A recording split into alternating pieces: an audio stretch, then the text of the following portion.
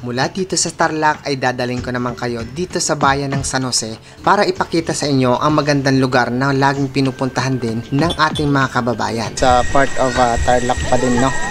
So, isa ito sa mga pinupuntahan ng ating mga kababayan dito sa Tarlac. Kaya parang nasa Tagaytay. Yan. So, ito na yung pinakatuktok niya. Daming rin mga pumupunta rito para explore yung place na to. Tapos dito sa ito yung sa harap ko mismo, ito na yung pinaka-overlook. So meron din pala sila dito mga bamboo bank. 50 pesos all size. So bawat isa is 50 pesos, no? Mga native din na product ng Tarlac. So let's explore Monasterio de Tarlac.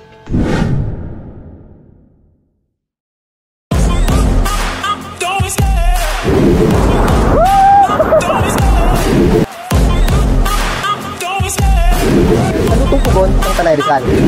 Escalera Cafe.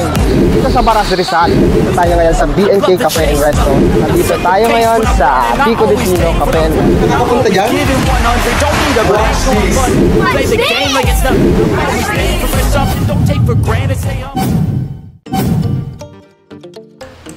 Ito ang Lubigan Bridge na tatawirin natin bago tayo makarating sa monasteryo. Ito ang nag-iisang tulay dito sa part ng San Jose dito sa Tarlac. At mayroong 8 kilometro mula dito bago natin marating ang monasteryo de Tarlac. At kung mapapansin niya natin, yung paikot na to ay meron ng mga tanim na palay at meron ding mais. Dahil ang pangunahing kabuhayan dito sa Tarlac ay pagtatanim ng mais at ng palay.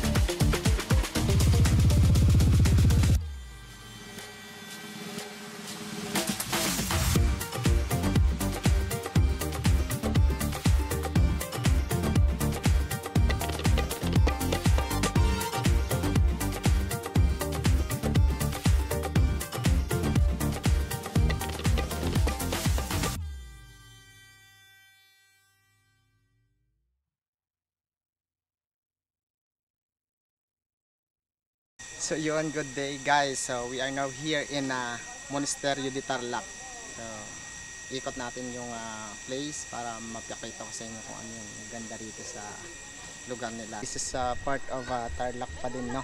Dito sa taas, papansin natin yung statue ni Jesus Christ.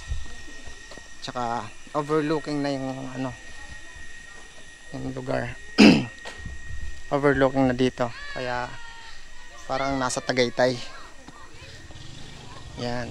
So ito na yung pinakatuktok niya. Daming rin mga pumupunta rito para explore yung place na to ng lugar. Tapos dito sa ito yung sa harap ko mismo, ito na yung pinaka-overlooking. Yan.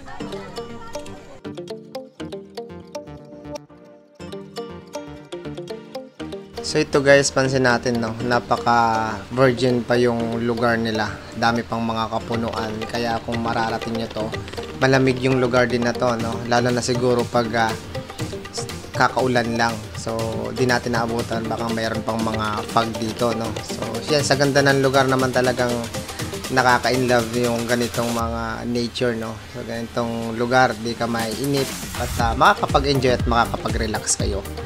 So, tanaw na tanaw dito yung kabuuan ng buong monasteryo.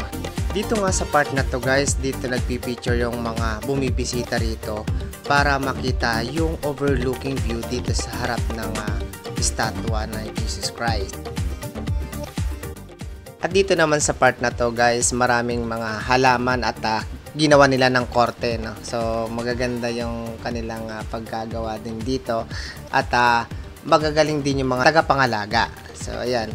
So talaga namang makakapag-enjoy kayo dito kasama ang iyong mga barkada at kasama din ang iyong pamilya.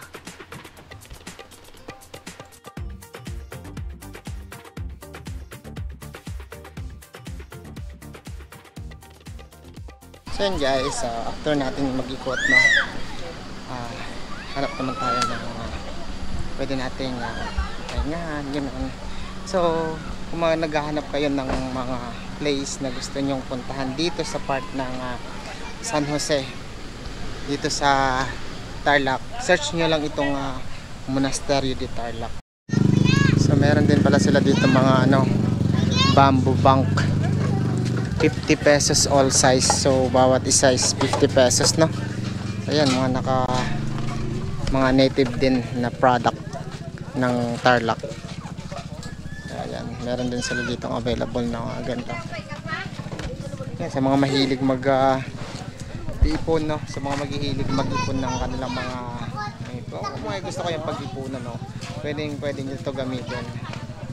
So I think mas maganda lang siya sa so based on our experience, kasi mas maganda siya dun sa mga coins lang, kasi pag sinabayan mo siya ng paper money, siguro magmo-moisyon, masisira.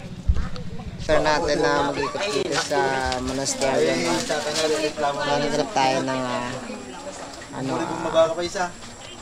kape. So meron dito nakitang kape. So kape muna tayo dito habang nagpapahinga. At saka habang i-enjoy natin yung view. So, kasama natin yung ating family. So pwede nyo rin isama yung family nyo guys dito para makapag-enjoy kayo.